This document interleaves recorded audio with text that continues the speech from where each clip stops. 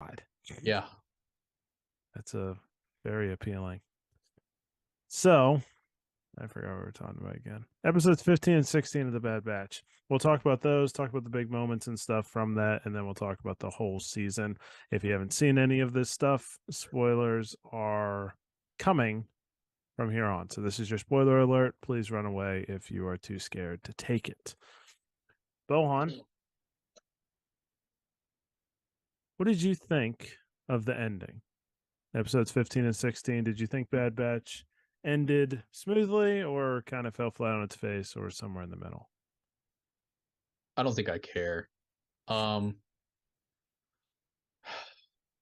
I don't think this show isn't a bad show. Um, Trying to think of how I want to word this.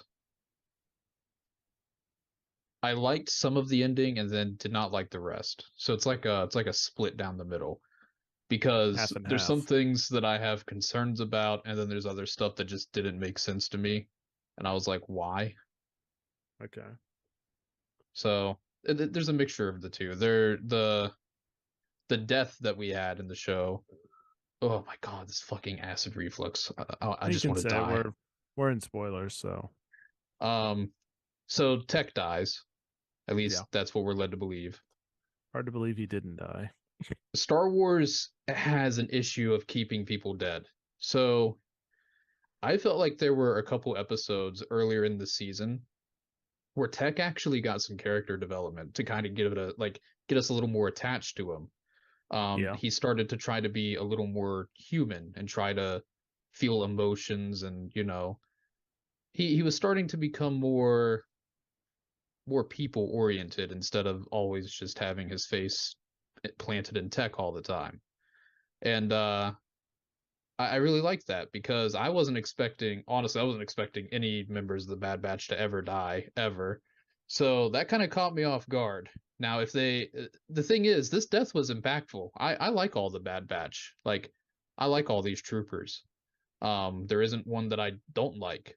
And so this character death actually had some impact for me. And if they just bring him back, I'm gonna be pissed. I hate when shows do this shit. Like I like when they kill them off, but if you're gonna kill them off, keep them dead. Yeah. Keep the impact of Let the it. impact stay there. Don't bring him back. So like I'm hoping that in like season 3 he doesn't just like show up in on the back of a pterodactyl dragon bat monster and start saving everybody. I Wait, that'd don't be kind want of that. cool. Pterodactyl bat monster returns. But the things that I liked that part as long as Tech stays dead. That's what I'm saying right now. I do like Yeah. that. I really like that part. That Showed some balls. Yeah, that was some, good writing. And like I said earlier in the season, they because he has a moment in whenever they're in that mine with Omega, he has that moment with Omega like Omega's like, "Why don't you ever like feel anything? Are you a person?" basically. And Hmm. then like it kind of sinks in and Tech's like, "Oh, maybe I am kind of like uh A robot. evasive with my Yeah. emotions. Yeah, I'm a robot." So there I really like that growth and then, they kind of gave us more reason to like him and they killed him off. What I did not like about this episode is Sid. And why did they go back to Sid? What, that doesn't make any sense to me. So they're ghosting Sid. They've been ghosting Sid for what seems like a little while now. I don't know what rotations translates to, but it seems like it's been a minute since they've had any contact with Sid. And as soon as they run into this like ruckus after the summit episode, they go right back to Sid. Like this is somebody that has already warned them like, "Hey, if you boys don't get back into contact with me, I know things about you that can ruin everything you have." Like she already made threats to them. Why go back there? I'm Why did they go guessing like they must have had very little options. That's the only. I'm just trying to well, why play not go devil's back to that advocate remote here. planet? Is it Palu? Palu? What was it Pabu. called? I'm guessing that was too Pabu. far away because they thought that they needed medical attention immediately. I don't know. I wouldn't have That's gone to Sid. that was my best guess as to why they did what they did. I'm just trying to play devil's advocate. I just thought that was In that stupid. I thought that was a situation. really dumb decision. That doesn't make sense to me. Yeah, it wouldn't. I can only see them doing it out of desperation. I think what's more stupid about that situation is that they didn't think that that might happen. Right. Like, okay, we have to go to Sid because we have nowhere else to go, or there's nowhere else we can go to get medical attention this quickly, but we need. Hello, everyone, and welcome into the first iteration of the Cookie Show. I say that with a question mark because I don't know if I'm going to keep that name or not, but it's what I'm going with for now. So what this is essentially, and the easiest way I can put it, is kind of in the form of a radio show to some extent where I talk about whatever the fuck I want for the most part, and that's pretty much it. So a couple of things to tell you guys right off the start.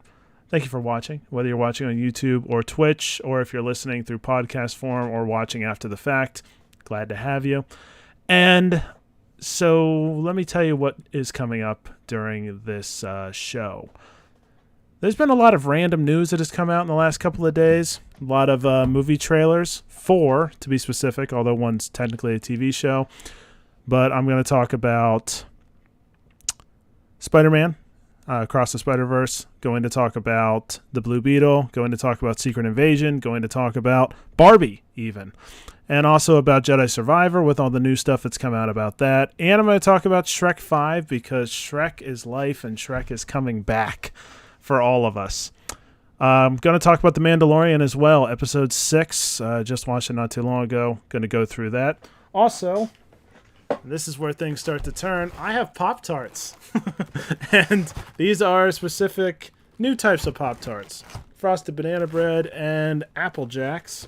So I'm going to do a bit of a food review. There's going to be a Mad Libs segment towards the end.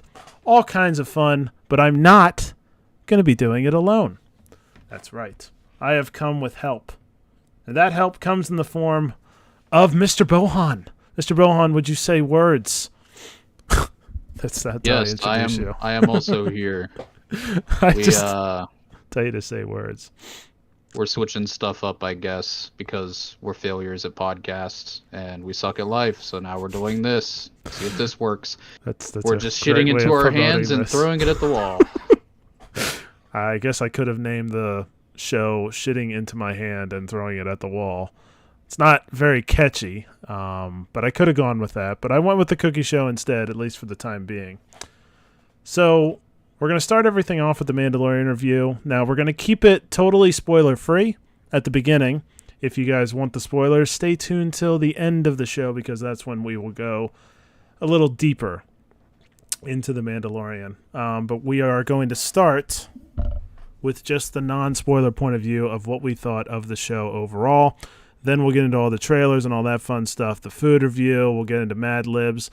Something else to tell you guys, because this is more of a podcast form, I won't be directly talking to chat a whole lot. I'll keep an eye on it, but don't expect me to be really doing a lot of chat interaction during this just because of the format change and kind of how I'm doing it and trying to kind of keep it as smooth as possible, I guess. But thank you guys, and let's get into it. So, I just watched The Mandalorian, Season 3, Episode 6. I don't know what this episode was called, and I don't really care. Bohan, do you want to start this off? Or would you like me to take the first shot at what I thought of this episode? You go ahead and go first. All right. So, here's what I will say about this episode. You know what? I'm gonna give it a rating out of 100 first. Okay? Because I feel like having a lot of numbers involved in my rating. So if I was to rate this out of 100%, I'd give this a 10. This sucked. This was just straight up bad. As far as an episode is concerned, like the other episodes have been like, this is a little weird. I don't really like where this is going. I don't know where this is going. This is a strange show. I don't know how I feel about what they're doing with it. Nah. None of that on this one. This just sucked. This was ass. The plot of this episode was terrible. The plot of where this show is currently going is absolutely terrible. The acting was god awful. The directing was awful. The only thing good about this was it looked kind of pretty. The episode looked pretty good. I thought special effects and stuff were pretty neat. There were some cool nostalgic factors in this episode, but overall, ass. There is actually a moment in this episode.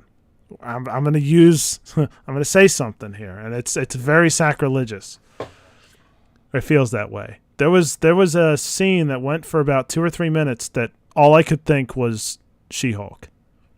That's all I could think. All I could think was, this is reminding me of She-Hulk levels of cringe. How is this happening in this show? This was a terrible episode. Like I said, later on in the show, I'll go deeper into this stuff as to the exacts of why I felt that way. But this was terrible. Just absolutely awful. I am insulted that I had to hear it and watch it. Bad. And just bad. And it was directed by Bryce Dallas Howard, which kind of shocked me because I thought she did really well on her first. Because I don't know how many episodes she's done for The Mandalorian. I know she's at least done one before this. Yeah, whenever I saw the end credits come up and it said directed by Bryce Dallas Howard, I was like, oh man, my girl, why did she do that? So it sounds like you agree, but tell me, what did you think, Bohan? Am I out of line?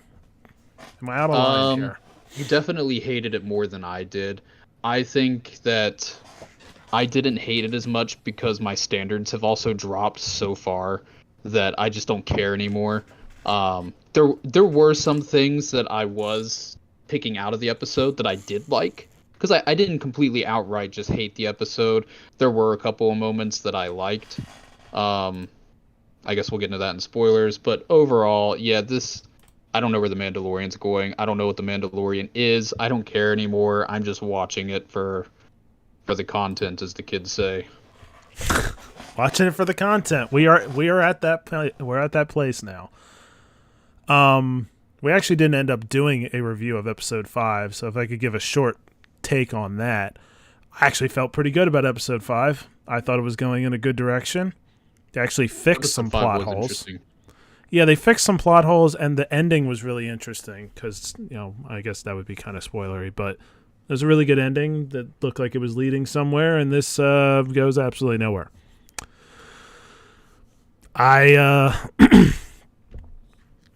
Okay, when Disney bought Star Wars, and they already had Marvel, but when they bought Star Wars, everybody was saying they had all these fears because Disney can't handle Star Wars. It's Disney can't do dark things. Star Wars is too dark for it. It won't be able to pull it off. And I defended Disney because I was like, well, I think there's a chance they can do this. And at times, they've done well. At times they've done horribly. This is what I think people were afraid that Star Wars would become, is this kind of stupid, dumb crap. This episode, I think this is what people were afraid of, and well, here we are. I didn't plan on this being that bad, but when I saw this, I was just like, my God, what a load of shit. Like, why? So yeah, just a bunch of crap. So I had hope, is what I was trying to get at with the last episode, but I feel like all of that is just gone. I don't know if I have hope for this show at this point. And like we said, we'll go deeper into that later on in the show, but fuck. it was shitty. Yeah, I mean, like I said, I cherry-picked a couple of things out of the episode that I did like, but we'll get into that later. Man. Ugh, Grogu. What have they done to you? Why is he here? Why is he here? What is he now? What are we doing with Grogu? Why, God? Oh, man. All right, so anyway, I didn't like The Mandalorian. So that's how we start off. Full-on negativity. But it's how it has to be.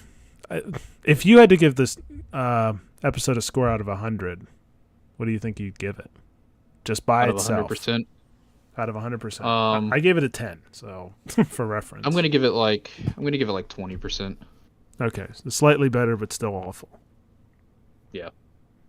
I think that's fair. It just now is that the worst episode of the season so far? For me, Yeah. I would say it's pretty bad. Yeah. Would you say it's the worst episode of The Mandalorian in general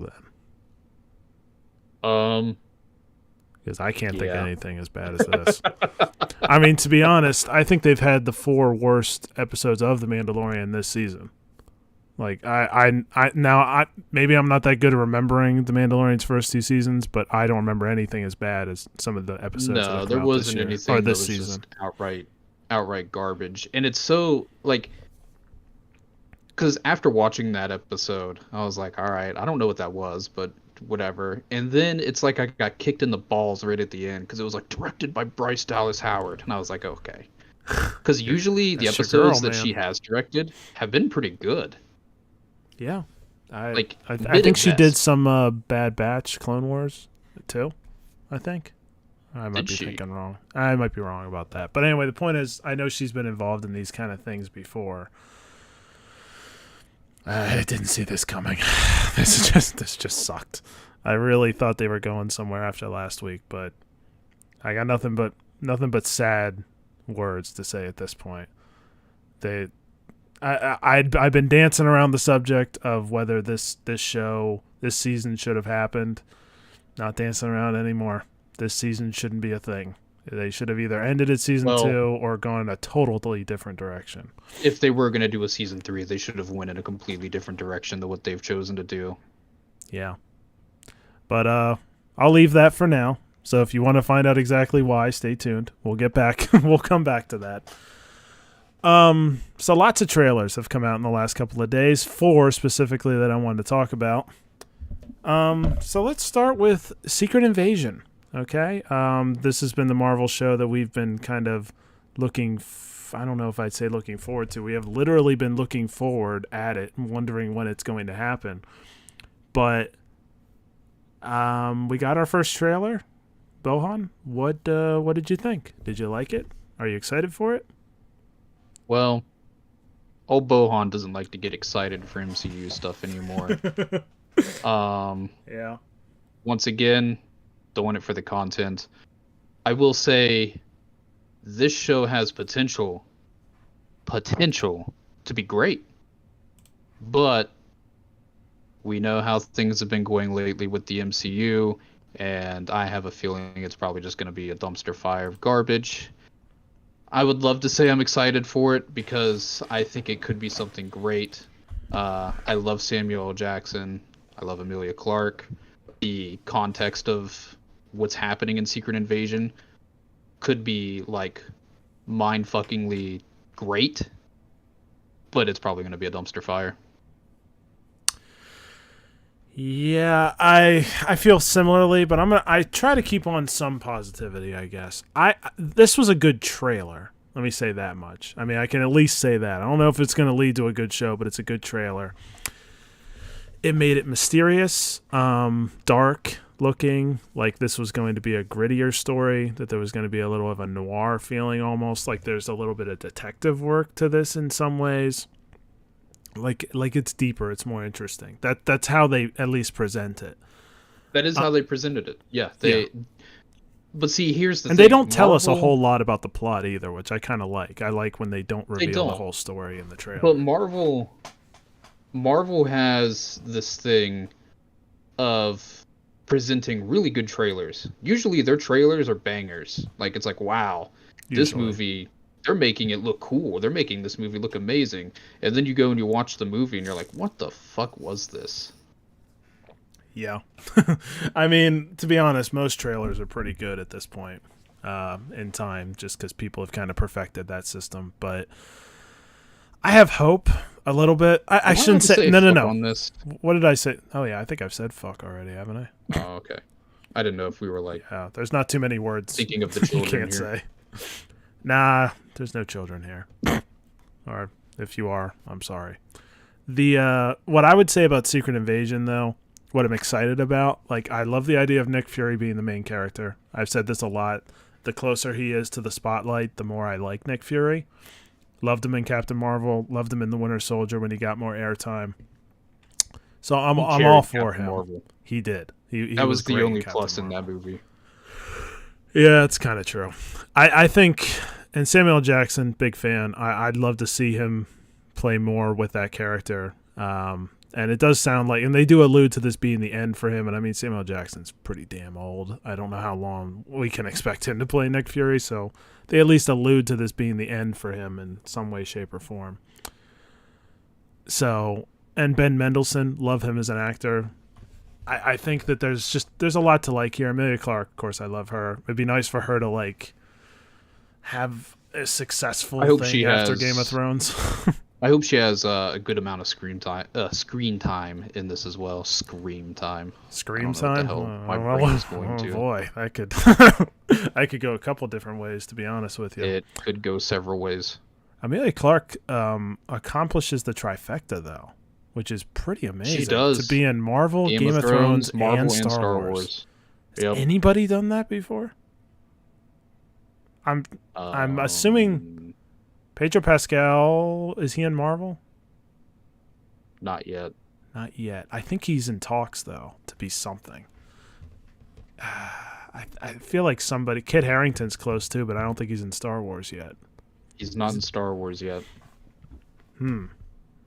Natalie Dormer's technically not in Star Wars. Anyway, the point is Emilia Clarke is pulling off the trifecta, so congratulations to her.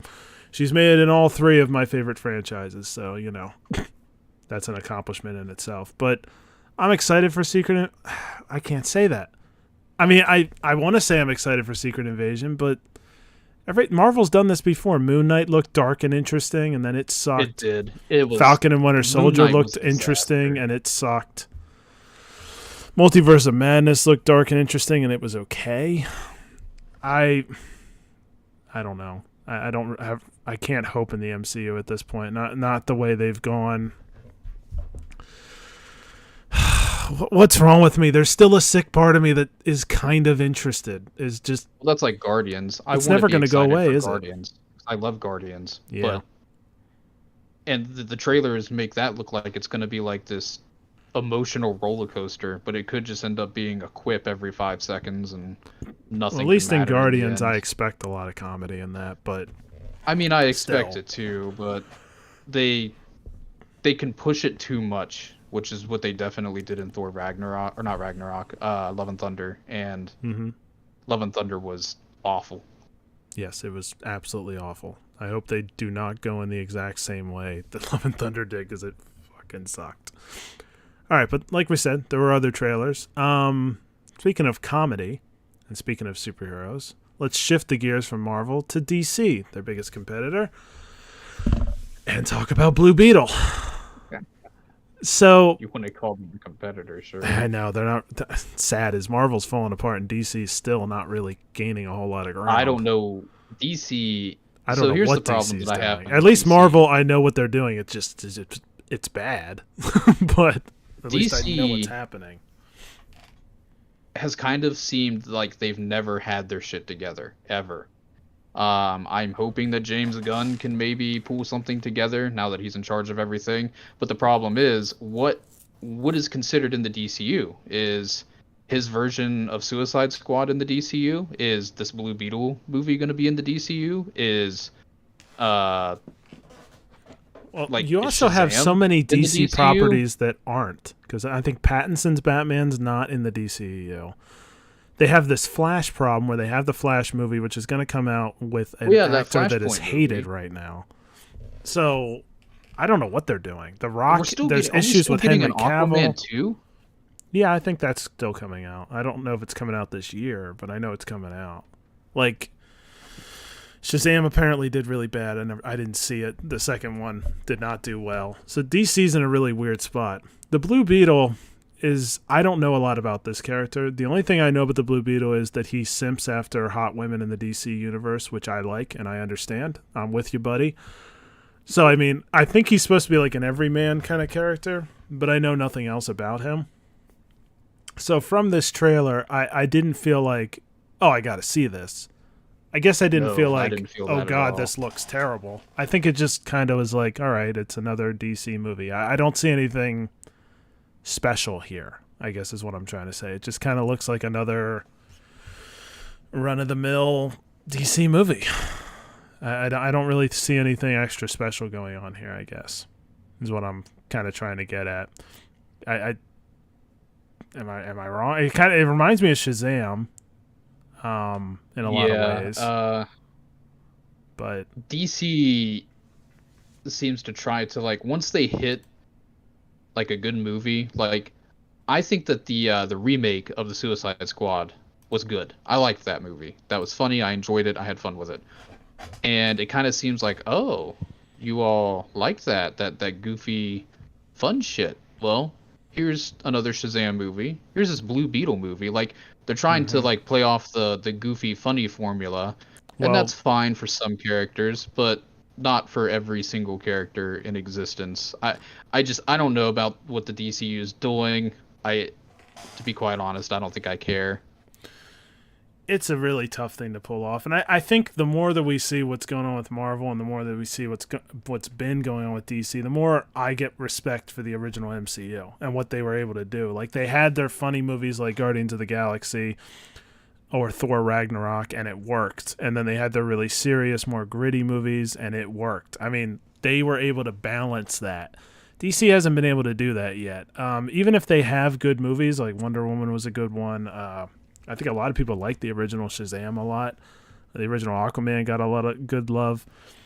It doesn't fit, and it's not coming together well. They're not integrating in well with other movies, and every time they do integrate with the other films, it's terrible. It doesn't work. The And chemistry is not maybe I'm there. just getting tired of superhero films. Like maybe I'm just so That's a burnt real out that I thing. just don't. At least like maybe I legitimately just don't give a shit anymore There's a because lot of superhero fatigue, and the Blue we've been Beetle having just seems like the same old story again.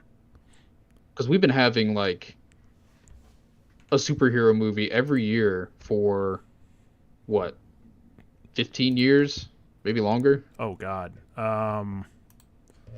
Yeah, at least. I mean, since Iron Man, we've definitely at least had one superhero movie. We've had probably about 4 to 5 each year for the last at least So 10 years. maybe I just don't care. Like I just can't get excited anymore for superhero movies. Yeah, not when there's nothing really unique that seems to be going on here. I mean, Blue Beetle, I'm sure that's probably his legit origin story, but I don't see anything here that's going to make me more interested than I was in the other hundreds superhero movies out there.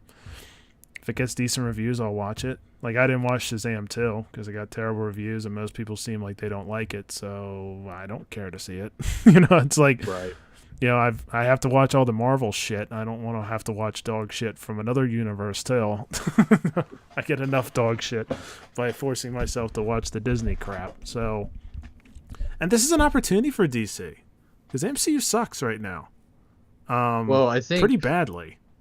I think DC's opportunity is just gonna have to come whenever they get their shit together and they're not just a hodgepodge of bullshit movies. That feels like a big Like if. they need to structure themselves. Like in the beginning, the MCU, I felt like they were winging it from Iron Man going into the Incredible Hulk. Like they were like, all right, let's try to set something up here, and it worked.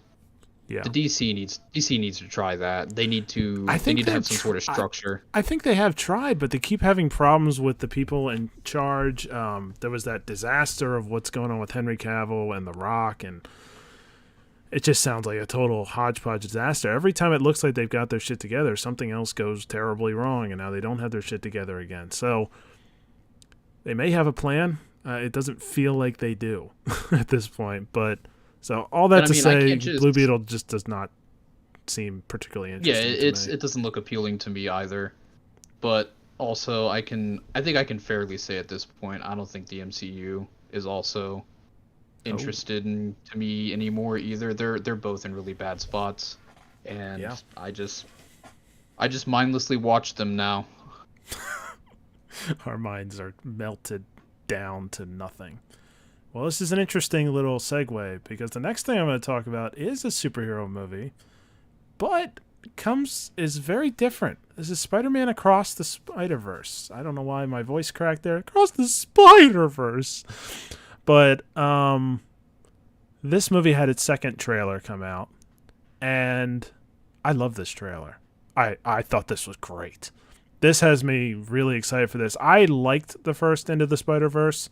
I didn't love it as much as most people seem to. I thought it was a good movie. I enjoyed it. I thought it was good. I thought it was good, yeah. I'm pretty excited for this one. It looks like a lot of fun. There's a lot of nice little quips and jokes, but it also shows that there's a lot of drama here. There's a lot of potential tear-jerking kind of moments. The new character played by Oscar Isaac, or has his voice at least. I think that's Spider-Man 2099, I think is what he's called. He looks interesting. There's just a lot of interesting things that they teased at in this trailer, and I still don't think they gave away too much. Maybe they gave away too many gags because, you'd like to be surprised by that stuff, but it was still funny as hell to see it in the trailer, especially the way it ended with the meme and then the therapy scene. There's a lot of good humor. I've liked the humor that they throw into these Spider-Verse movies. I think it's really unique and interesting. So, yeah, I'm totally in on this one. I'm excited to see it. I think it comes out in June, so that'll be something to see at least. Yeah, I can say I know I said this just after I said I don't care about superhero movies, but I know that's what feels off. But it doesn't feel like a superhero movie like all the others, I guess. This trailer, I like this trailer as well. I like the like you said, this movie, and the same thing with the first one. I feel like it has it's animated, so it's supposed to pertain to children, but they seem to have a good balance in the first one of making it pertain to children, but it can also have adult moments in it as well. Mm-hmm. And they had a good balance and executed everything really well in the first movie.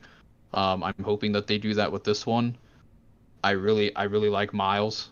And this animation style has always been interesting as well.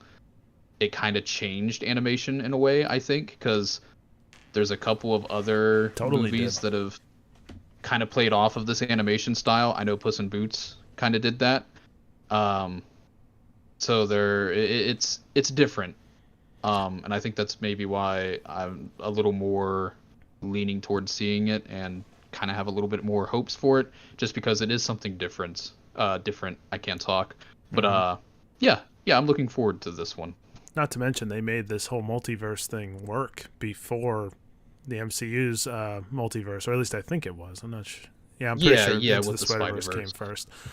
And they made it work very well, and it didn't feel too confusing or dumb or annoying or feel like there was no stakes because the multiverse is so big and it's just ridiculous, like the MCU has kind of done. So, I mean, it shows it can be done. I kind of feel like the multiverse and the Spider-Man little animated things almost show that this can be done. Like, you can make something like the multiverse really interesting and cool, but I mean, we'll see if lightning strikes strikes twice here, because the first one was one of the only things popular.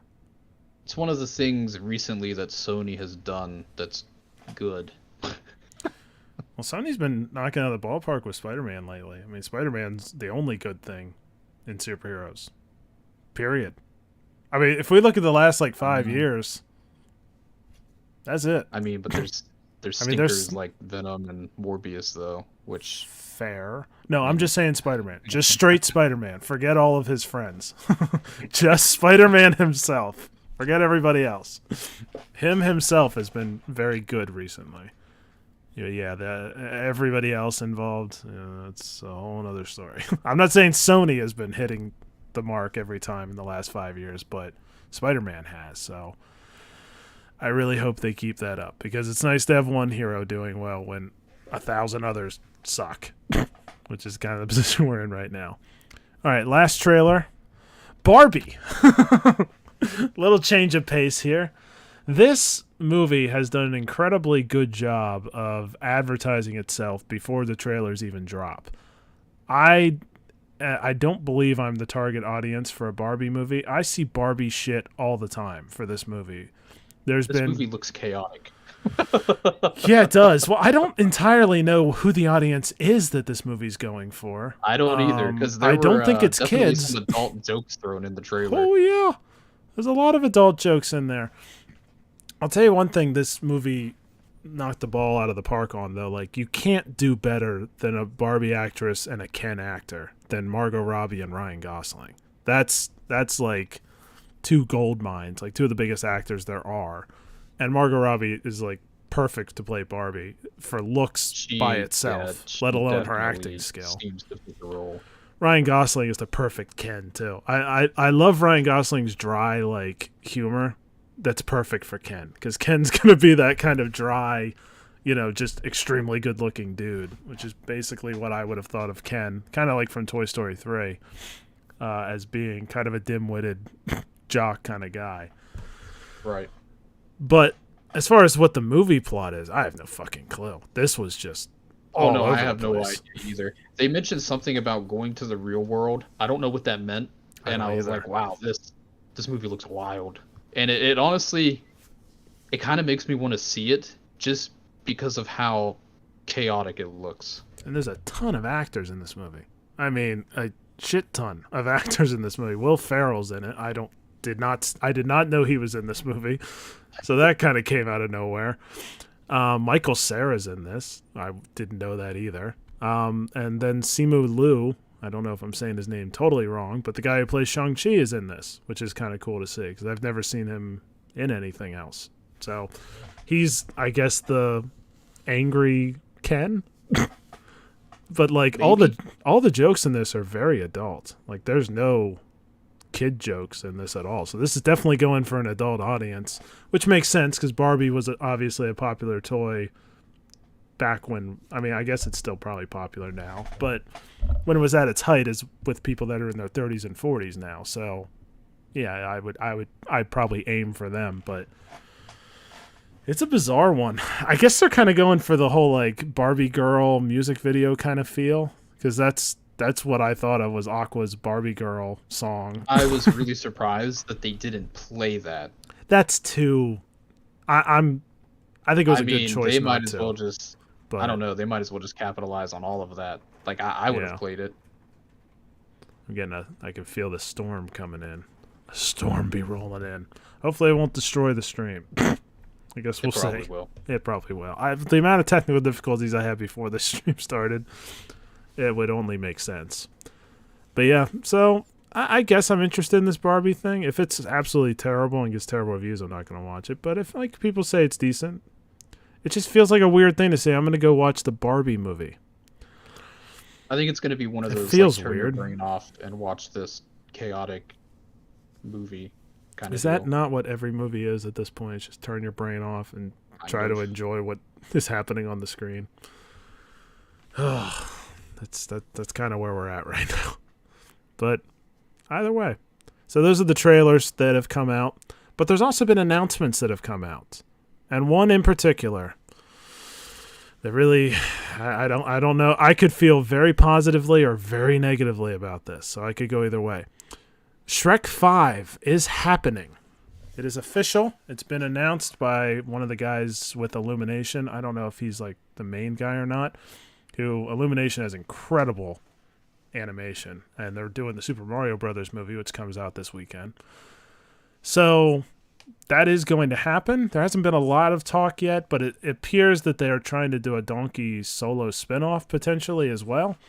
And it looks like they are going to at least attempt to get the original voice cast. It sounds like they're probably going to get all of them. Eddie Murphy sounds almost guaranteed. Yeah, But Eddie Mike Murphy Myers is, and Cameron definitely down Diaz to are... do it. Yeah, Mike Myers and Cameron Diaz are also apparently in the works, and it sounds like they're going to do it as well.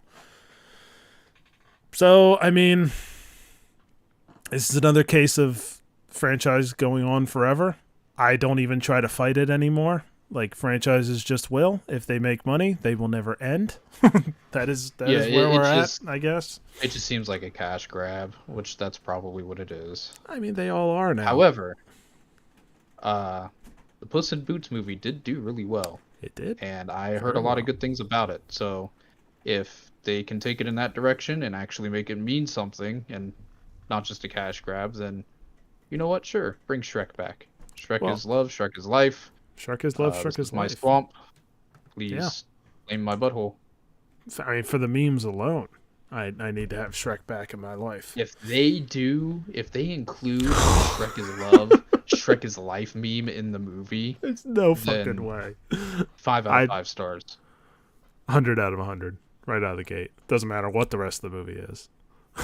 I don't know. I can't imagine they would do a Shrek is life, Shrek is life, or Shrek is love, Shrek is life thing. But that has been a thing of people. I mean, we just talked about it, the Spider-Verse, including the Spider-Man meme. That has become a thing. People throw those memes in all the time. So it's not impossible. It's just that meme is very dark. It involves.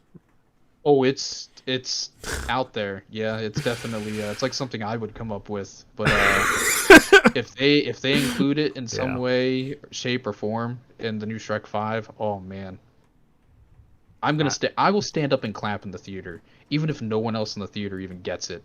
I will stand up and clap. Oh, people will get it. I think if you stand up and clap, you might initiate the whole theater to stand up and clap, which would be a top 5 moment in my life, to see a whole theater of people clapping to a meme of Shrek is love, Shrek is life. So let's pin that and hope that happens. But in general, I mean, I hope it's good. The first 2 Shreks were amazing, outstanding, some of the best animated films ever. Third one was pretty stinky, and the fourth one was better, but still, they kind of felt like cash grabs. They didn't feel like they had a great story built up there. So I hope that this Shrek 5 comes in with like a decent story and stuff, but if we're being realistic, it's probably going to just be a cash grab. But, you know, I've accepted it. This is where we're at. I mean, there are rumors about Harry Potter being totally rebooted. There's rumors about the MCU completely rebooting itself. Lord of the Rings is never going to stop. Game of Thrones has 1,000 spinoffs coming out. DC's got 7 universes they're working on simultaneously. Star Wars is Star Wars. This is how it works. So there's going to be a Toy Story 5. I mean, it never ends. So yeah, this is where we're at. So I hope for something decent. Hopefully there won't be a complete dog shit Shrek movie, but who knows? We'll just have to see. In the vein of more Star Wars, because why not? Let's shift gears to video games. Jedi Survivor comes out at the end of this month in April, and there has been a lot of new gameplay coming out, as a whole lot of people got to go to, I guess it was Disney World, to play Jedi Survivor and get first impressions and stuff, and we got to see a buttload of videos that have come out about that. And now, full disclosure, I didn't play Jedi Fallen Order, the first one, because also did not play Fallen Order. So this is coming from 2 people who haven't played the game. I didn't play it. I started to play it, and I didn't like it because there were too many puzzles, and my brain hurts. I'm sorry. I just never played it. Stupid. I also just didn't like the Assassin's Creed-like movement for a Jedi. It just seemed odd. I mean, I guess Jedi could work like assassins, and they kind of do sometimes. It just felt odd to me. But I will be giving this game another chance for sure. And by what I saw in Jedi Survivor, with all the gameplay and the stuff that people have been doing, it does look pretty fun. I'm not going to lie.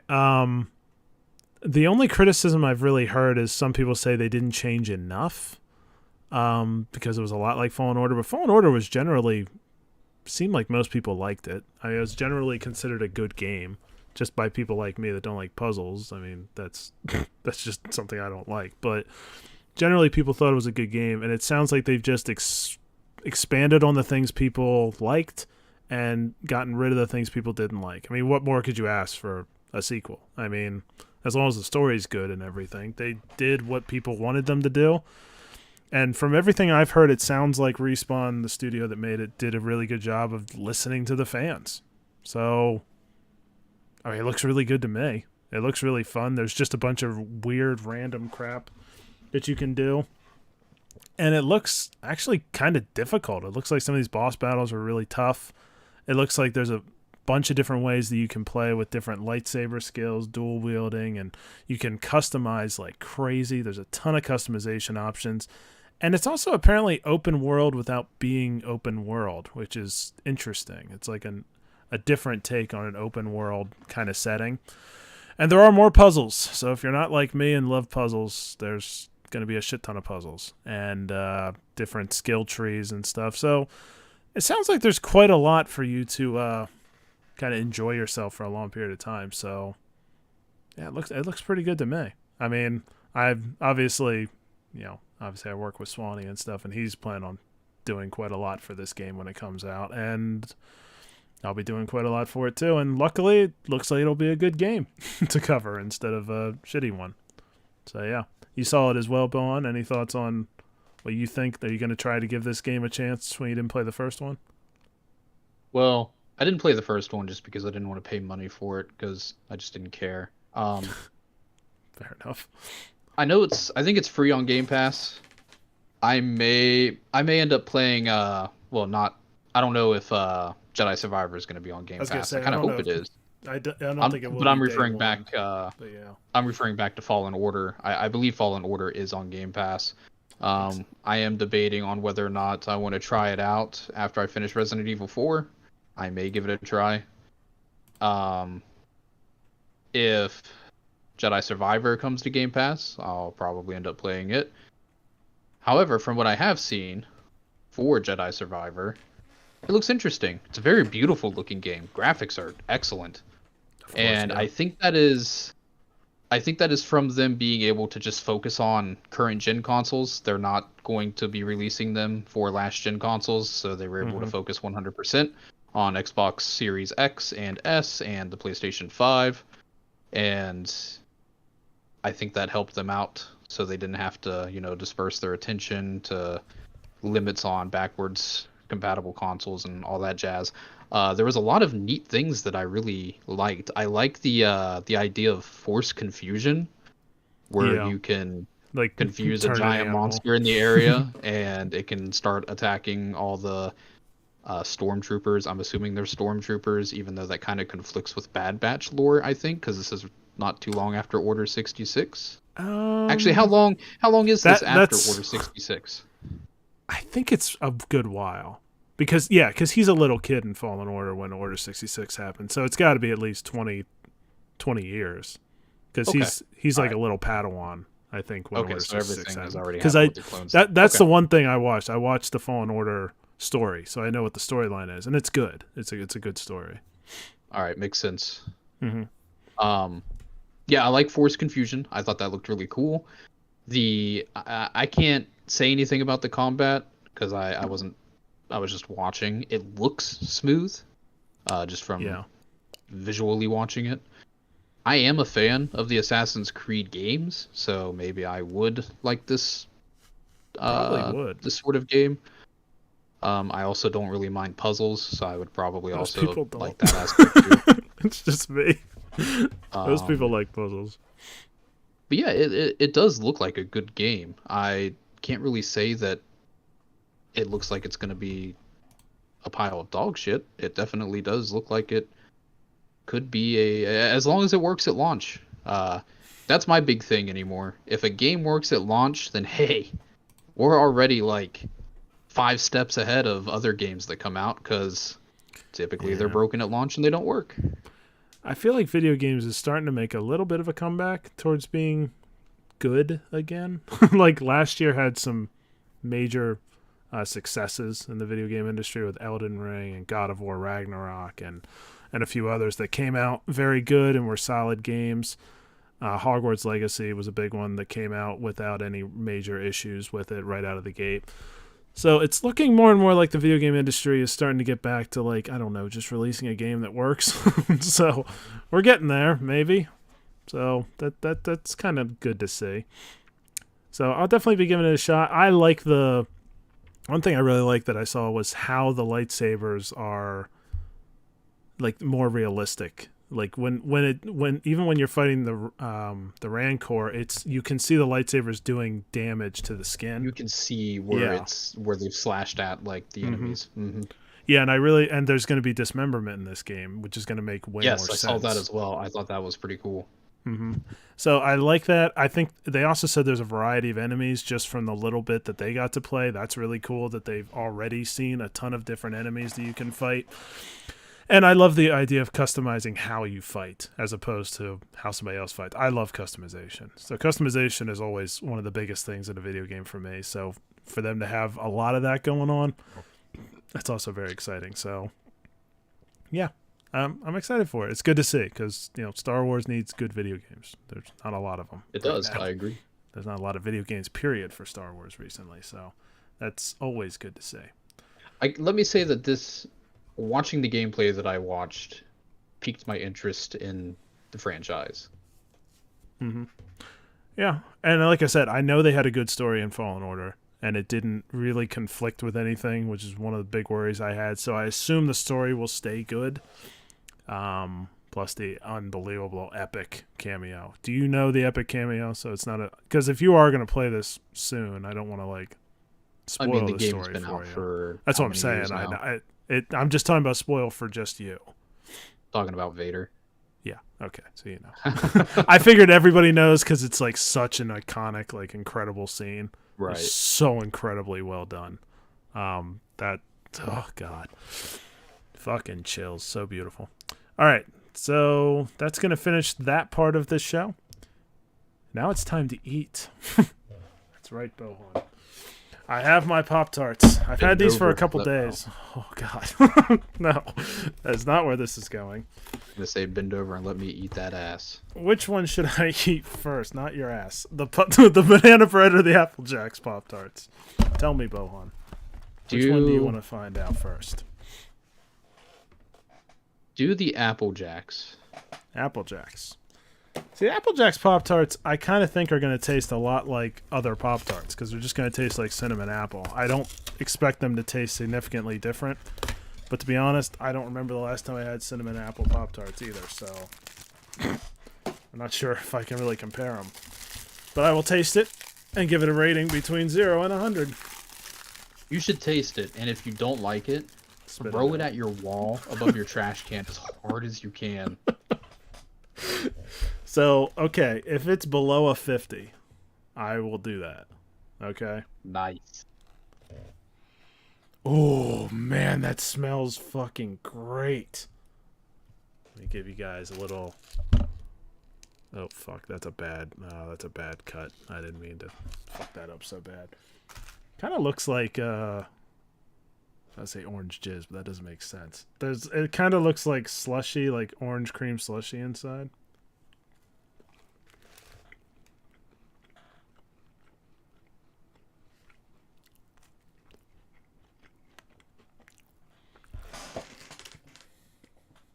I like hearing you chew directly in my ear.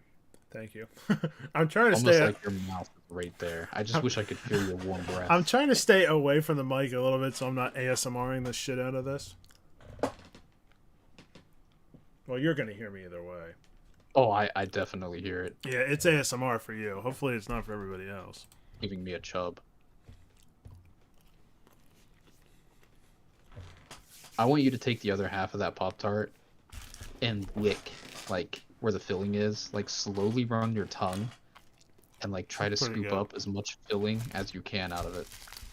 This is pretty good, and it tastes kind of unique. This does taste like Apple Jacks more than just some random apple cinnamon stuff. This is good. I would give this a probably a 74. This is solid. I like this. It's my only thing is so random. Wow, I'm very specific. Like how just watching me is giving you GERD. Just watching me eat this shit. I guess I haven't had Apple Jacks in forever either, though, so maybe I don't really know what the cereal tastes like anymore. I haven't had it since I was a little kid. But I think that's pretty damn good. I would totally eat that again. And I will, because I'm poor, and I'm not like these cool food reviewers out there that can just eat stuff and be like, yeah, I don't like this, throw it away. I'm going to eat all of these. Without a doubt, this is my breakfast for the next 2 weeks. The entire Red Lobster menu. Yeah, Yeah, that would be an entire paycheck. Way more than that, actually. I'd be fucked. So that's not happening. If you guys want to see me eat the entire Red Lobster, just go ahead and donate me $10,000 and I'll do that. All right, I gotta stop eating this fucking... The only thing is I don't know what the apple cinnamon one tastes like. It's probably very similar, but that's just good. It tastes fairly unique, so good for Pop-Tarts on the first one. Now it's time for frosted banana bread. Frosted banana bread. I'm not a huge fan of bananas. I can... You're gonna be. I can like bananas. Ooh, this is interesting. It's got a different crust to it. I like banana bread, though. Look at the crust on this. It's darker. It's like a graham cracker almost. So where the frosting is, run your tongue up it on No. camera. No. Like making a All right, butt I gotta break this better. Okay, that's pretty good. That was a pretty good break.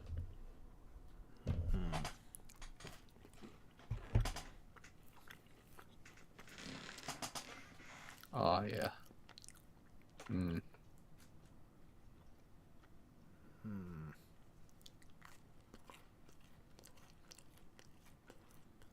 What does it taste like? Because it kind of Definitely looks tastes like it tastes bananas. shit. Remember I said I'm not a huge fan of bananas? I missed my trash. Just leave it on the floor. How did I miss my trash? Let's just destroy that fucking wall. I'm not a huge fan of bananas. I was If hoping you- it would like explode and banana frosting would just No, like that wasn't gonna happen. stain in the wall. It's a fucking look at the frosting's like as hard as a rock. Basically, I probably just woke up my brother.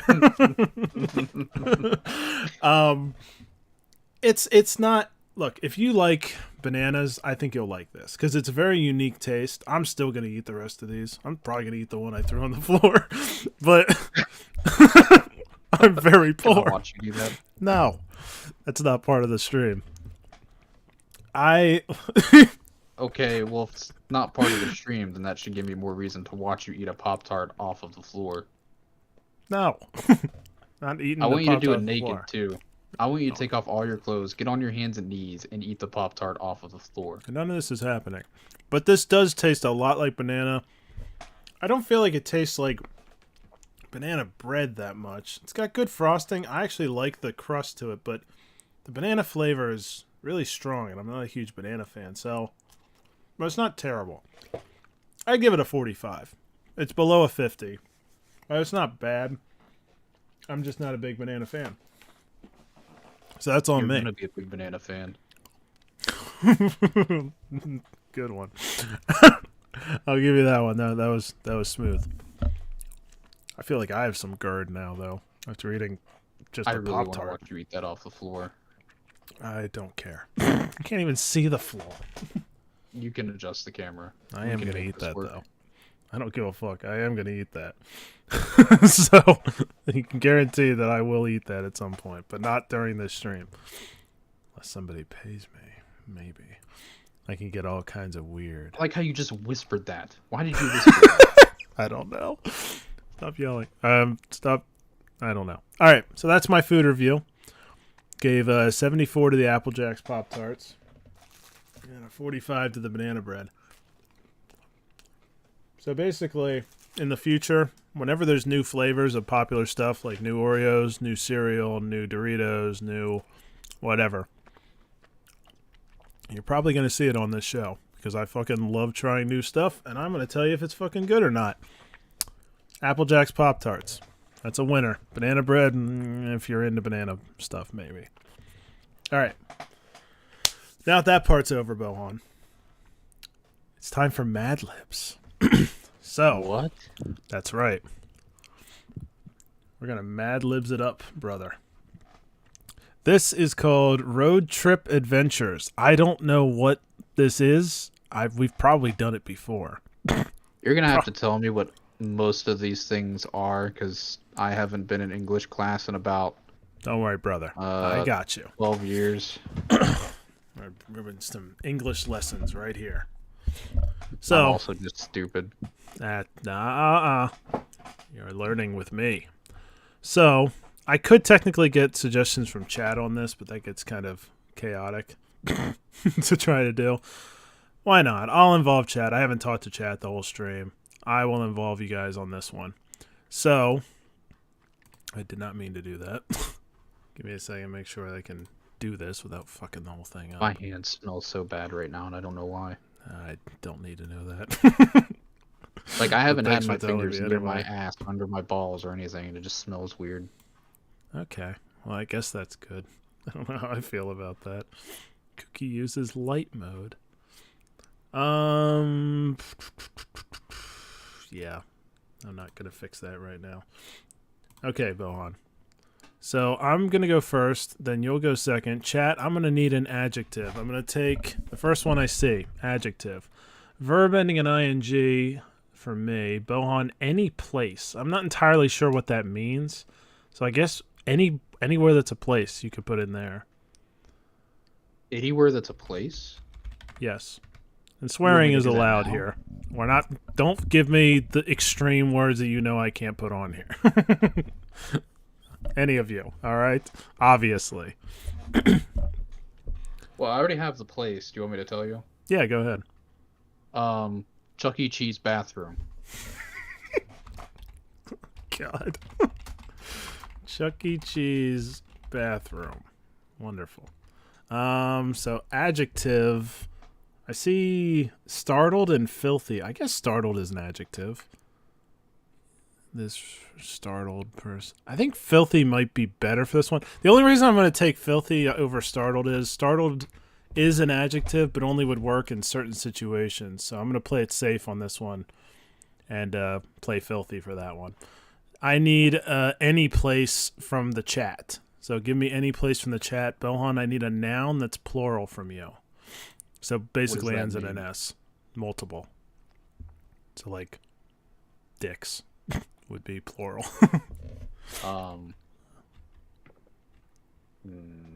Demons. I'm so bad at this. And it basically anything that ends in an S. Gay West Virginia. It's a good place. How about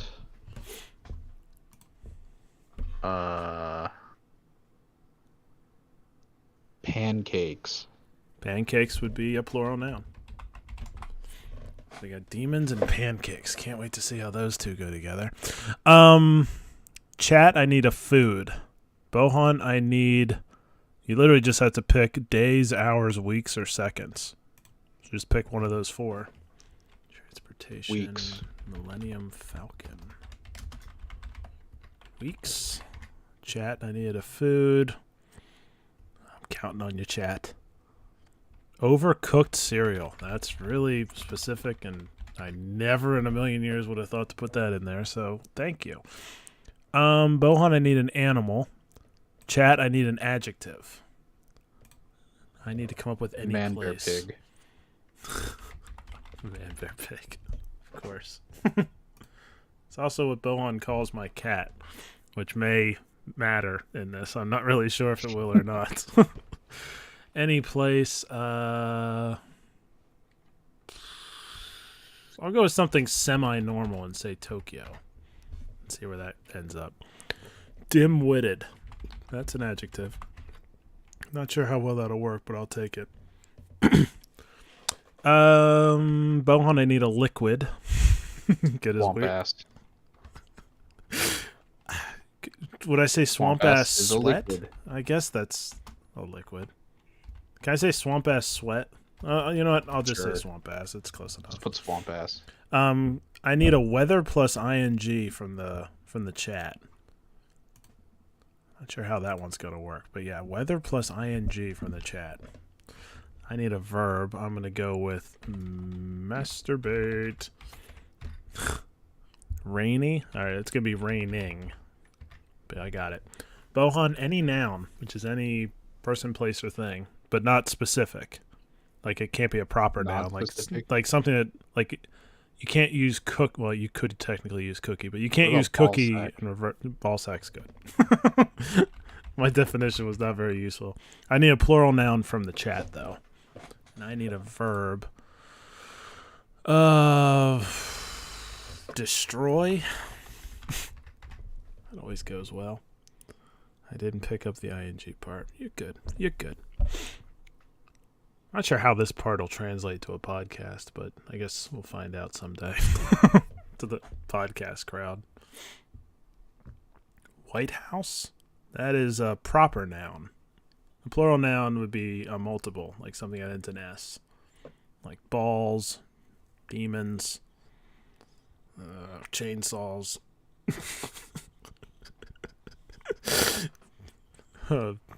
porgs, assholes. Yeah, the assholes would would be a plural noun. Bohan, mode of transportation from you. I need a liquid from the chat. A plural noun from me. Um, I'm gonna go with pentagrams. a mode of transportation. Mercury is a liquid. How about a skateboard? Skateboard. I like skateboard. I know that's in the description, but I want it to be skateboard. Works. Well, technically, Purple Spiral says sticky milk first, but I didn't see it. I'm sorry. A room of a house, Bohan. And then I need a plural noun from the chat. Sex dungeon. Yeah, that's in everybody's house. There's a sex dungeon somewhere, but that is a room of a house. I'm going to put toilet for the noun. I'm sure toilet and sex dungeon will somehow go together. And perverts. Perfect. All those three are definitely going to end up in a sentence together and be just wonderful. I have to do emotion. That one sucks. Any place, Bohan. And then chat, I need an adjective. McDonald's play area. Oh, God. I don't like where this is going. You definitely combined that with one of the words above it. And I also just put depression as the emotion. Oh, no. Emotion, depression, yep. Hey, I still need my adjective from chat. Sweating profusely is not an adjective. That would be like a verb. Profusely would be an adjective. Well, no, actually, it's an adverb, technically. Waffle gave me one? No, sweating profusely is not an adjective. Come on, peoples. That's adjectives describe stuff. I mean, I guess that's...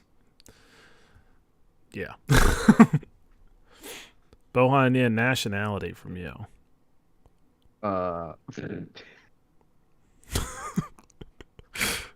You can do it. Shriveled? That's technically an adjective, I guess. Is Eskimo a nationality? I think so. Sure. I guess that would be a Just nationality. put Eskimo. I need transportation from chat. Body of water from me. Radiated lake. That would technically work. Train. Thank you. All right, I'll come up with the adverb. Bohan, yes or no? And chat, I need an adjective. No. I was still confused that you were maybe talking about something else there for a second. Adverb, extremely? No, that wouldn't be that's an adjective. An adverb would be like running... You know what, I'll put profusely since you guys kind of put that earlier. That is an adverb. Gay. Sweating profusely. I mean, gay is technically an adjective. I don't know if I want to put that in here or not, but all right, we're taking that plunge. I'm sure I'll regret this later. The first show just gets completely canceled. Completely demonetized and dead. It dies on impact, but if that's how it must be. Oh, this could be a problem. Well, you'll not be able to see a couple of these. Let's see. Bohan, give me 2 animals. Chat, give me an occupation and a food. They'll just end in S. I'll just throw the S onto it. Chat, I need an occupation and a food. Sasquatches. Okay. and mermaids. Nuclear weapons test subject? That is... I don't think that's a real occupation, but alright. Mermaids is probably technically not an animal, but I'll give it to you anyway. I don't care. It's an animal to me. I don't know how to take that. I don't know what that means. I don't know what that means either. Alright. I hope this doesn't suck, because we worked hard on this. Let's play it. It's going to be like instant. It could be really dumb. Sometimes they are. Alright. Road trip adventures. My friends and I decided to take a break from shitting and go on a road trip to the Chuck E. Cheese bathroom. It will be a filthy adventure. It's so fucking dumb. My first thought was like taking a break from shitting just to go to a bathroom. Oh god. With our backpacks full of demons and pancakes, we headed to the nearest gay West Virginia. I don't think we're finding a Millennium Falcon. So there. we could rent a Millennium Falcon. Yeah, if there's a Millennium Falcon in gay West Virginia, I would be there tomorrow. We drove for weeks. If this is us driving there, then we fucked up because it's only like a couple hours away. We stopped off for an overcooked cereal break and finally reached Tokyo to get some sleep. It took a hell of a detour to get there. I can see why it took us weeks now. We could have gone to Tokyo's like sleeping pill beds or something, though. Maybe that's why. We wanted to go all the way to Tokyo to do the sleep lab. The next morning, we hiked up a man-bear-pig trail. That sounds terrifying. And met some really dim-witted people who taught us how to masturbate.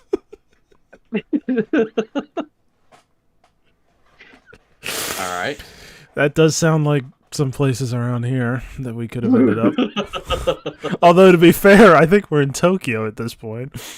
We ended up staying for swamp ass. Okay. These dim-witted people told us how to masturbate and gave us swamp ass. And then made our way back on the road. It started raining, so we knew it would cause a storm. That kind of makes sense. Next thing we had to do is destroy our way to the nearest ball sack. I don't know what that means. Before we knew it, it was raining assholes and pentagrams. What the fuck does that mean? Oh my god. That is some crazy shit. Must have done some shrooms during this.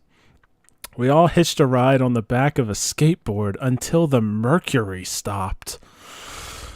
I don't know what that means. We dried off at a toilet store and freshened up in their sex dungeon. A toilet store's sex dungeon sounds intense. Wow. All right. Then I noticed I left my purse behind.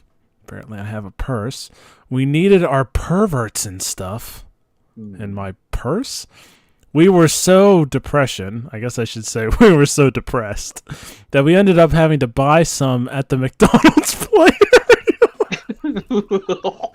We bought perverts? I mean, I guess that's where we would find them.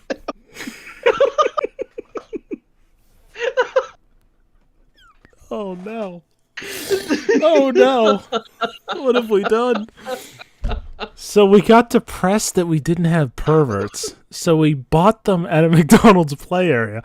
I love the idea of us just like auctioning them off. Like, I'll pay $100 for that pervert. Jesus. After a shriveled picnic by the radiated lake, we asked an Eskimo man, "What is happening?" All right, I think we're still in Tokyo, aren't we? I don't fucking know. We had a shriveled picnic. I don't know what that means.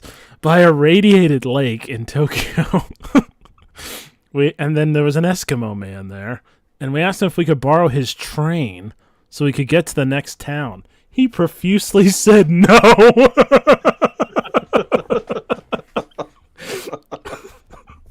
The ride was gay. Did we just steal his train? The ride was gay. We saw Sasquatches and mermaids along the. We are high as shit. We've seen pentagrams raining from the sky, and now we're seeing Sasquatches and mermaids. We saw Sasquatches and mermaids along the way. We even picked up a nuclear weapons test subject who offered us shrimp pastry. What the fuck? It was a moist trip. I mean, what the fuck? Not bad. Yeah, that's it. It was a moist trip. They don't give us any real conclusion whether we actually made it to gay West Virginia. I mean, I don't know. I guess we were trying to get to a Chuck E. Cheese's bathroom. Right. And then we headed to the nearest gay so we could rent a Millennium Falcon. So we did go to gay and got the Millennium Falcon. And then drove. And then we flew that to Japan. For weeks? That makes a little more sense. No, it doesn't. Why did it take us weeks to get to Tokyo in a Millennium Falcon? Boy, we really didn't know how to use it. And we met dim-witted people that taught us how to masturbate. There was a storm.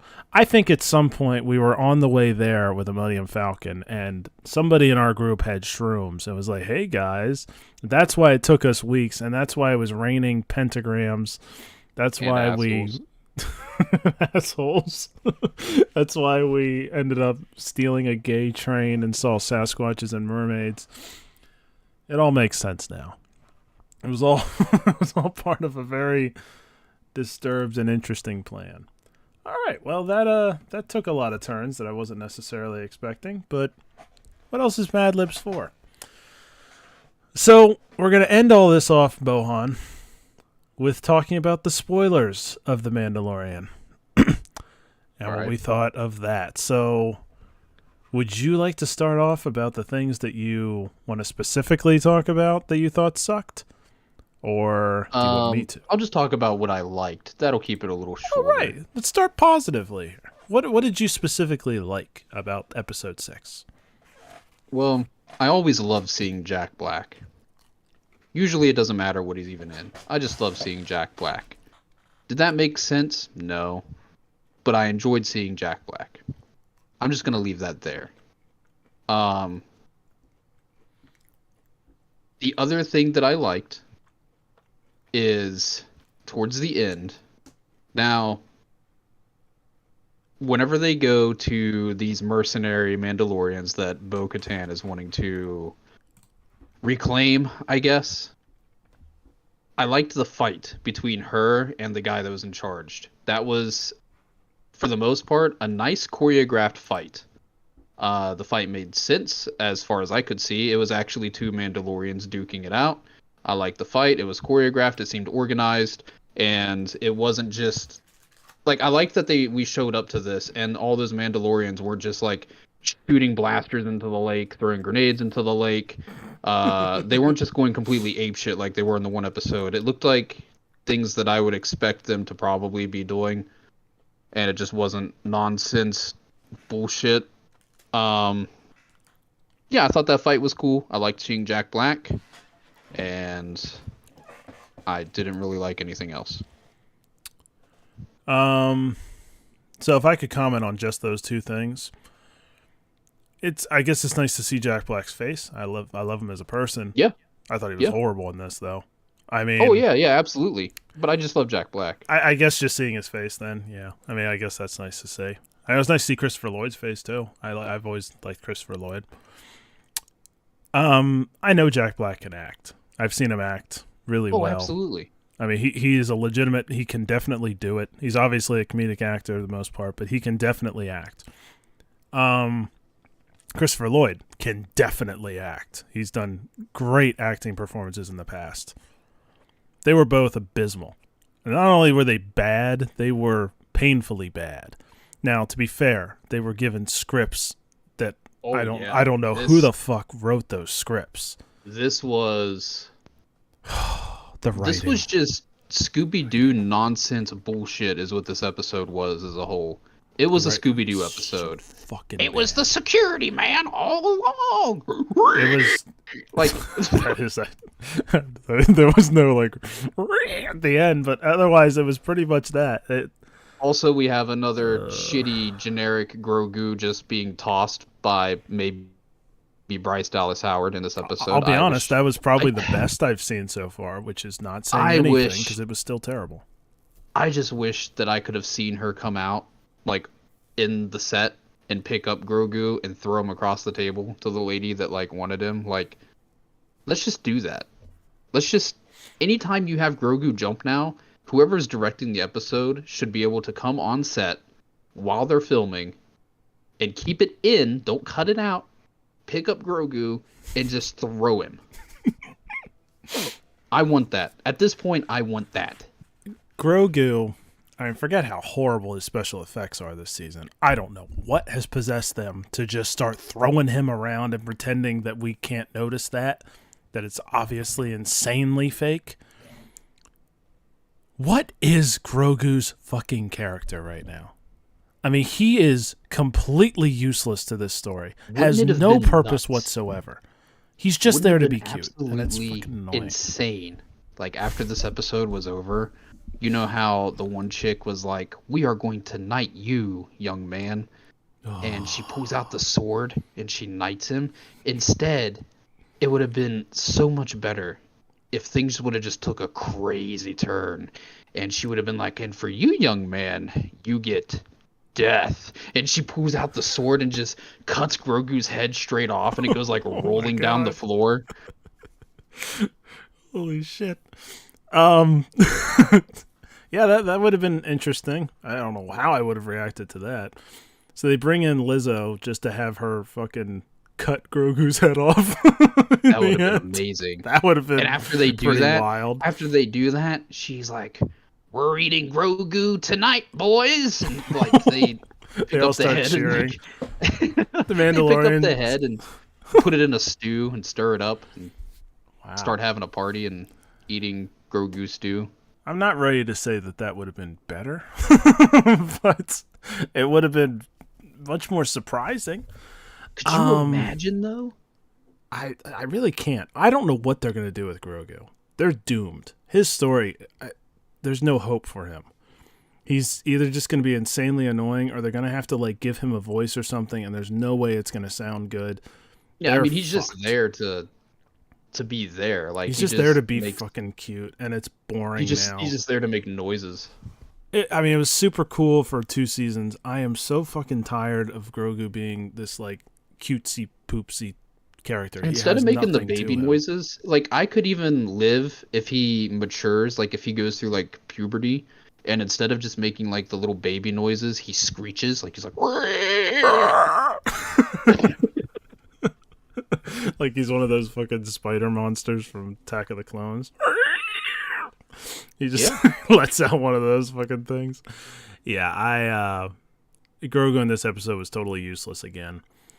The odd thing is this episode could have kind of worked for me. Like, it's an interesting idea in some ways, but it was terribly executed. Like, having this little detective thing is kind of interesting, although I am, the first 2 seasons were guilty of this too, having that same thing where Mando needs something and then people are like, well, we need this of you first. They did that throughout the first 2 seasons. I allowed it. It's a little repetitive. It's a little dumb, and I understand it as a criticism of the show. But at least they were interesting most of the time when he did it. Now they're still doing that shit, and they're terrible. Like, this plot could have worked like a detective story about the droids. Like, that's kind of interesting. Maybe this could be interesting. Let me tell you what I liked, first off, because I kind of got off subject.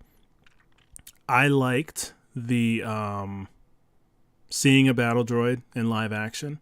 Loved that. I haven't seen a battle droid since Revenge of the Sith in live action.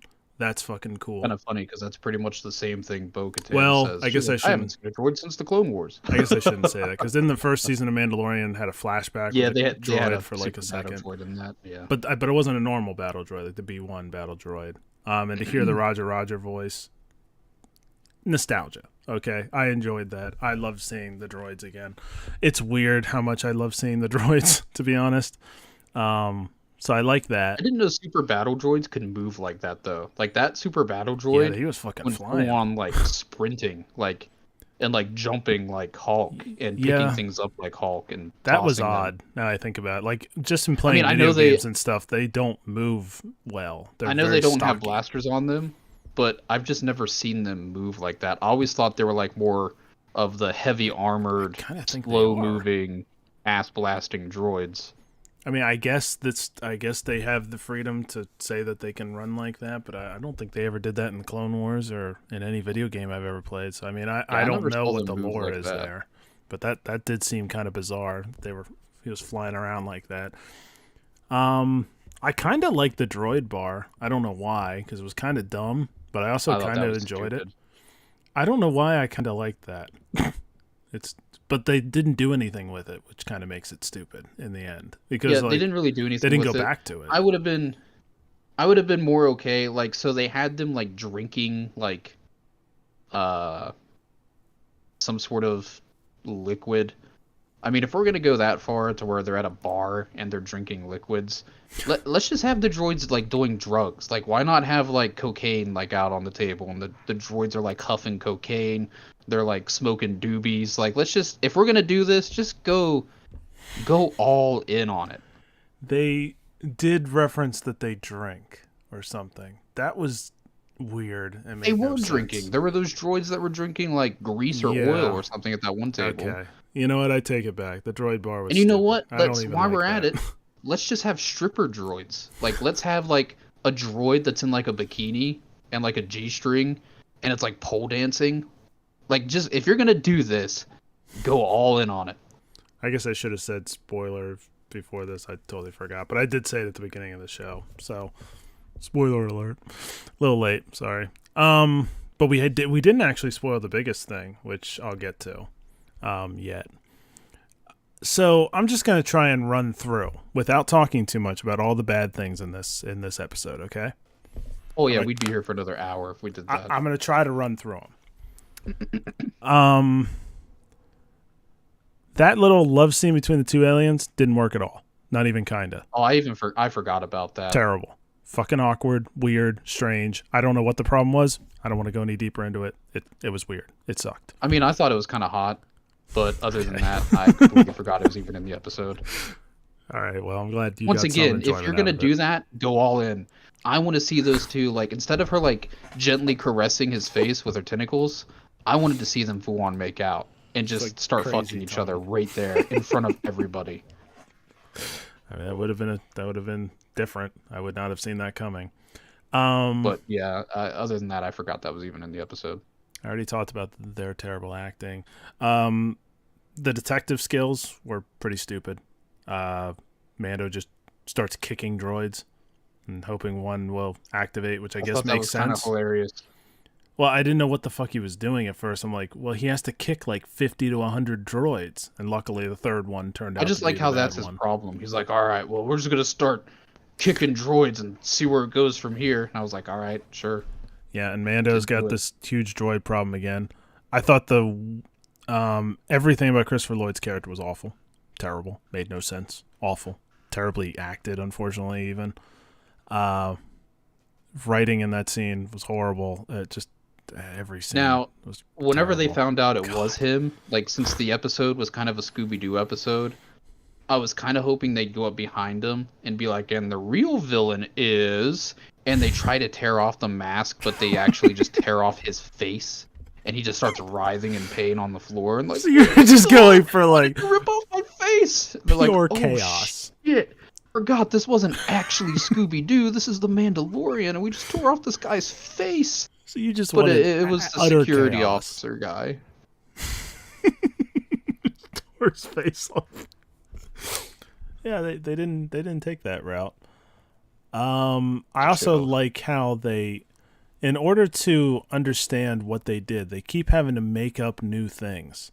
I don't know what that thing was that they said they put into droids, which became the, ooh, look what we found. Like that is such Nano droids. lazy writing. I knew the nano droids, but that other thing, Yeah, there were like nano droids that were they, smuggled into the planet, and the security guy, for some reason, Well, that's what I'm was saying. What the fuck was like the security guy's plan? spiking their drinks with it. Oh, boy, it's even dumber than I thought it was. His goal was he misses the olden days of being a separatist. Is all I got out of it. Made no sense. I was like, all right. Security guy's plan was so fucking dumb. Under any circumstance, that would not have worked out for him. Terrible writing. Awful writing. I don't know what his plan actually was. He's like, I could activate all the droids, and I guess his hand doesn't move very fast because he got electrocuted like instantly. It's like, oh, that's creative. How are they going to get out of this one? Like, all right, well, not a lot of intensity in that. And then he goes down looking like an idiot, which is just embarrassing. Like, I guess I wanted to see him push the button and all the droids just go ape shit and just start killing everyone in the well, streets. the droids don't have any blasters, right? So they would just beat the shit out of people. Yeah, they'd be going like that super battle droid That's did. And really like, dark. It would just be picking people up and like ripping them in half and stuff. I mean, could you have imagined how dark this episode would have got if the droids just started going around beating the shit out of all the citizens? Because no one has guns, so they can't stop them. I actually was wondering, like, is this some kind of weird gun control, like, comparison? I thought it was kind of going in the direction. I thought they of might some, take like, that route. weird I'm like, AI this is shit. Well, I thought there might be a gun, like a gun control / AI thing going on here. That like people can't take care of themselves anymore. So, well, that's what I'm saying. Do they still have blasters removed? Yeah, I'm sure they had their blasters removed. They had them decommissioned. I'm pretty sure they removed the blasters off of the arms. Yeah, that's what I had figured, because otherwise there would be a lot worse, would be my guess. But because from what I understood in this episode, they weren't allowed to have, like, even their own security officers and stuff weren't even allowed to have blasters in the city limits. Yeah. Which is also really odd because they just let Bo-Katan and Din walk right in with all their weapons. Well, they knew they were Mandalorians, so they took all those chances, I guess. I mean, yeah, I was like, you don't arm yourselves and don't let your people arm themselves, but you just let random people that have weapons come in. That makes sense. Well, like, you don't know that these Mandalorians are going to help you. Like, you don't. They could be like the Mandalorians that are protecting them that have to do it for money and stuff. I mean, what if they're like, you better pay us a lot or I'm going to kill everybody even here. They aren't allowed in the city, though. Because they're technically hired as security. Couldn't there have been a ship that got stolen? Like, I know it's a Mandalorian ship, but what if it's not Mandalorians inside of it? It's possible. All right, there's a lot of different things they kind of fucked up there. But his plan was stupid. Made absolutely no sense. And then Grogu being knighted that's the She-Hulk scene. That scene added in with Christopher Lloyd's character's apology, whatever the fuck that was, that made no sense, was so awkward, terribly written. And I gotta say this much for Lizzo. When I first saw Lizzo in there, I'm like, oh, please tell me she's gonna be in there for 5 seconds. Because this is such a cash grab of a move. Who is Lizzo? Lizzo's a singer. She's a really famous singer.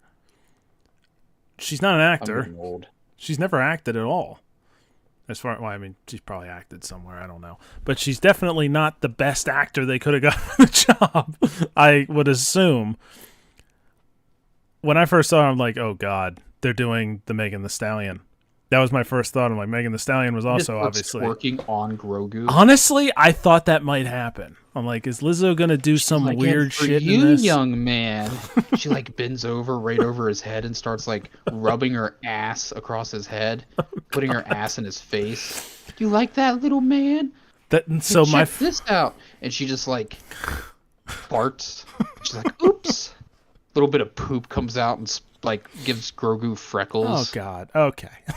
You're taking it too many steps here.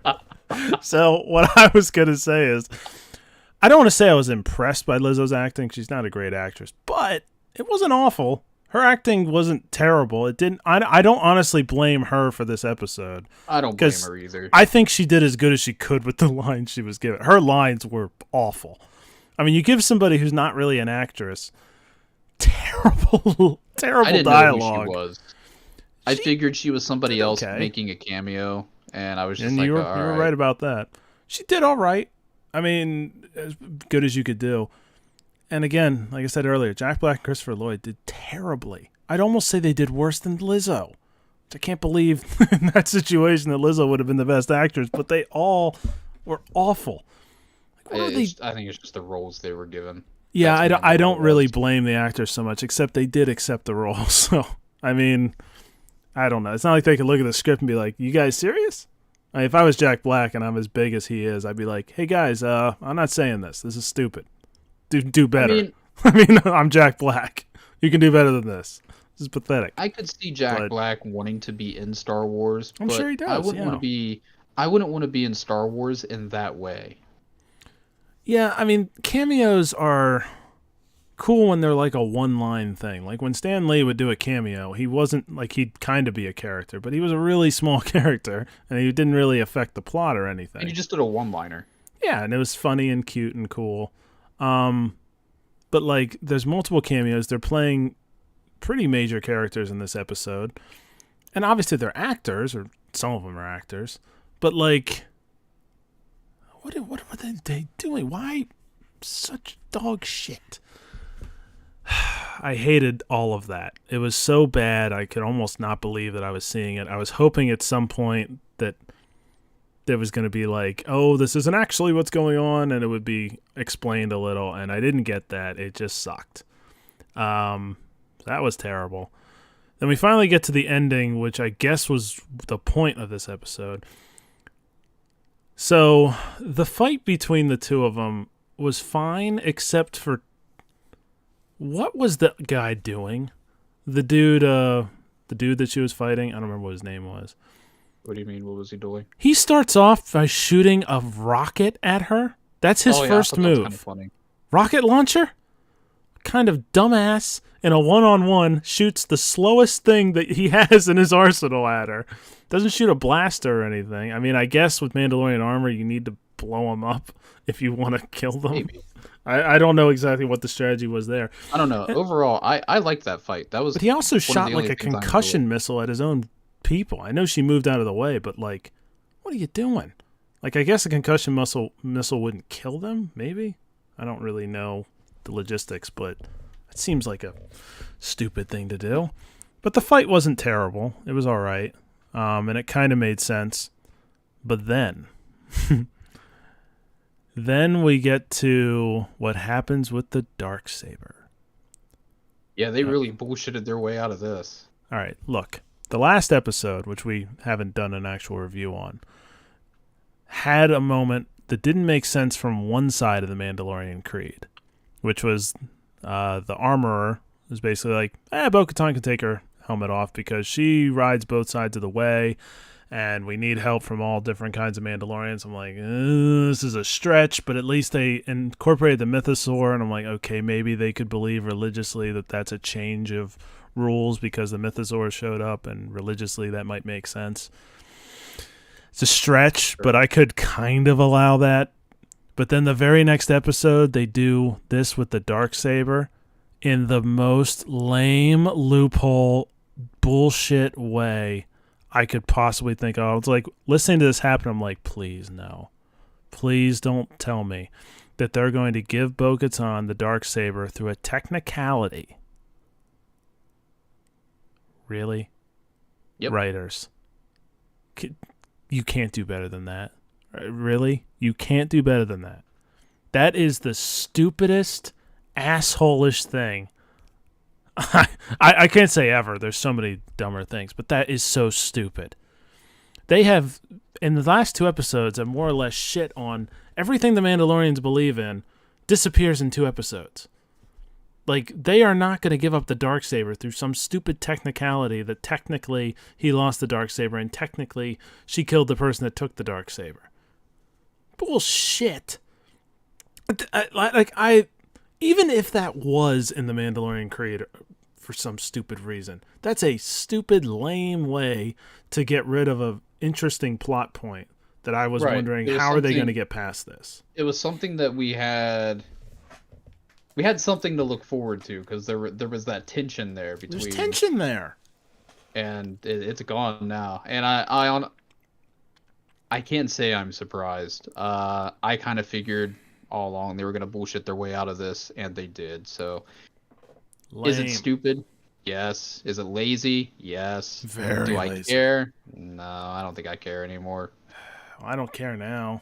I mean, like, that was a really interesting plot point from the end of season 2 of Mandalorian. I'm like, Absolutely. how are they going to resolve this? Because I knew how important that was to the Mandalorians. We just saw how ridiculously important going by the methods are, considering Din had to fucking go all the way to Mandalore, bury himself in some weird fucking pond underneath Yeah. the ocean. Yeah, But when it comes to the armor banished him and was not allowed to, like, he wasn't allowed to come anywhere near them. And he had to jump through all these hoops, and then yeah, like an episode later, the armor's like, I don't give a fuck about I that don't give anymore. a fuck anymore. And all these people are like, we're not going to follow you at all, Bo-Katan, because you don't have the Darksaber. So we're going to just go off on our own and be mercenaries. We don't give a shit about you. And they're just going to let her get the Darksaber on a technicality? Really? Like, these people are going to do that after just abandoning her? Yes. Okay. I'm getting to the point where I don't even like these Mandalorians. Any of them. I kind of hope they die. I'm tired of how stupid they are because they're like, we're all about this religion, and then we don't give a fuck about it at all. Like, you guys have gone through so much dog shit for this stupid religion for you to just abandon it when it doesn't make sense. Like, this entire thing is so stupid. I don't understand anything about Mandalorians anymore because of how they wrote this plot into the last 2 episodes. It's awful. Not to mention, they're doing all this for a reason that I completely don't understand. They want to retake Mandalore? From what? What is in the way of them retaking Mandalore? That weird creature that they won't say anything about? The man bear pig people. The man bear pig people. Yep. Those people were outside living in the woods, according to Bo-Katan, and were not even a remote threat. And they need to take it back from them. They're like Neanderthals. Who gives a shit? They're like cave people. How the fuck Who knows? are the Maybe next Mandalorians time going to they struggle show up with them? The man bear pig people are going to be prepared, and they're going to have a Death Star. They'll have rocks. Yeah, they have a Death Star. Let's just blow up Mandalore, and then this whole plot can go away, and I don't have to worry about it anymore. But, like, what is the point of what they're doing? I don't understand. Like, going to do this stupid... I don't get it. I don't understand what they're going back to Mandalore to take from. Like, fine, if you want to retake Mandalore, that makes sense. It's your homeland, even though it's destroyed and shit. Like, I could understand if there was, like, Imperial resistance hiding out on there. Well, that's the thing. Or, something like that. Maybe that is, but they haven't revealed that yet. They kind of teased a potential thing in episode 3 where they're fighting a bunch of TIE interceptors, and we don't really know where they came from. And Moff Gideon's out there somewhere. No, but it was close. So maybe that's related. It was, like, in the vicinity, but... Yeah, but we don't know. They haven't said anything about this. So as far as we know, there's no threat on Mandalore other than the man bear pig people, which I guess is what we're going to call them. I mean, they're pretty scary. They're scary looking, I guess, but against the Mandalorians, they should kick their ass. I'd be afraid to go back into, like, the cities of Mandalore, and a man bear pig person pops out and throws a rock at me and grabs me by the legs and drags me to a dark cave and does inappropriate things to me, then dismembers me and eats me. I mean, if there's a lot of these people, which I guess are called the Alamites, or we could keep calling them the man bear pigs. They're man bear pig people to me. The man bear pig people, they are just, they really shouldn't be any kind of threat to the Mandalorians. So I don't understand this. Like, if they're supposed to be the big threat, then I need to know why. Because they seem pretty manageable, especially since there's like, because even without recruiting these new guys, there's at least 15 or 20 Mandalorians. They just took out an entire pirate crew, which seemed a lot more dangerous than these Alamites. So what?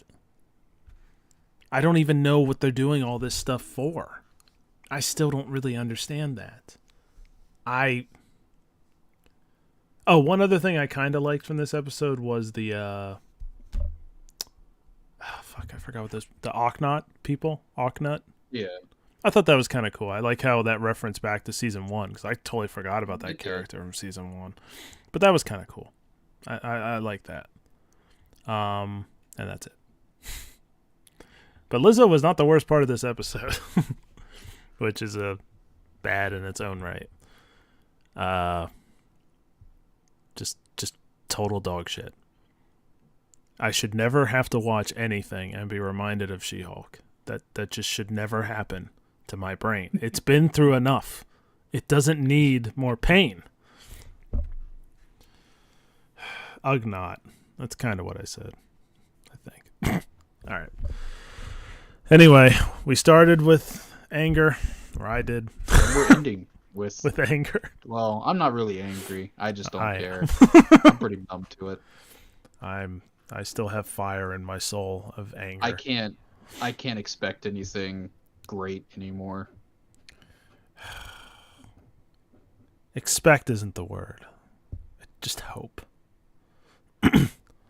Just hope. I don't know. There's blind hope somewhere deep inside me, but I think for this season, even if it ends, I don't know. Do you know how many episodes are in this season? I'm guessing 10. I have no idea. I don't really know. I don't think it's usually 10, so I'm not really sure how many episodes are left in this. Isn't it normally like 8? I thought it's usually 8. So if it's 10, that would help. But if it's 8, my God, they only have 2 more episodes to finish this. Oh my God, there are only 2 more episodes. Holy shit, this season has no chance. I'm going to be honest with you. There is no way this is a good season. Can't be done. Like, they could have a really good last 2 episodes. This season's still bad. There's no redeeming this season. What if they go back? They're like, all right, time to take back Mandalore. And they show up with, like, this entire Death fleet. Star. And there's, mind you, there's nobody on Mandalore. They're like, all right, prepare for war. And they just start blowing the shit out of it. So they just nuke it start, like, again? yeah, like, it's like the episode where they're training and they're blowing the fuck out of each other.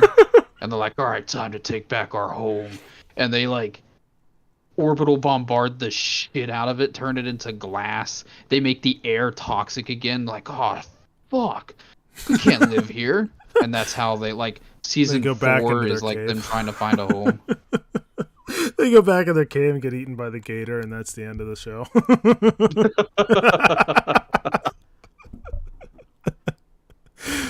Oh, man. Well, I really like the first 2 seasons. I think that's as far as it's going to go, I think. Well, that's going to do it for the Cookie Show. This was experimental. Hope you guys enjoyed it. I kind of did. I don't know if you enjoyed it, Bohan. Were you miserable the whole time? Yeah, personally, this was fun to do, but I doubt anybody's going to listen or watch it because it's just ass. What does that mean? I had fun. I think it was good. We'll get there, bro. Must believe. But I do want to hear feedback from the guys that did watch this.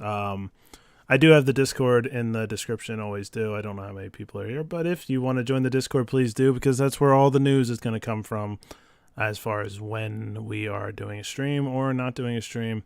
That's the place to be. So look for that in the description. It should be on Twitch and on YouTube, if I have it right, but I'm not really sure. Oh my God. What is it, my friend?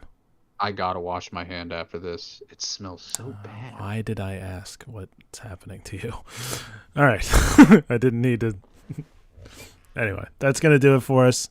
Love to hear some feedback from you guys on what you thought of it. I've legitimately enjoyed this, at least. So yeah, I enjoyed it too. Yeah, and hopefully I won't have as many technical difficulties next time. At least the I'm stream also didn't going cut to enjoy out. what we're going to do after.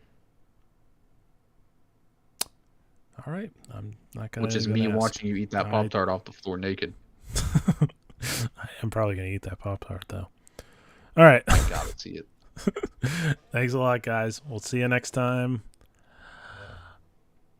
Until next time. Bye-bye. Yeah, until next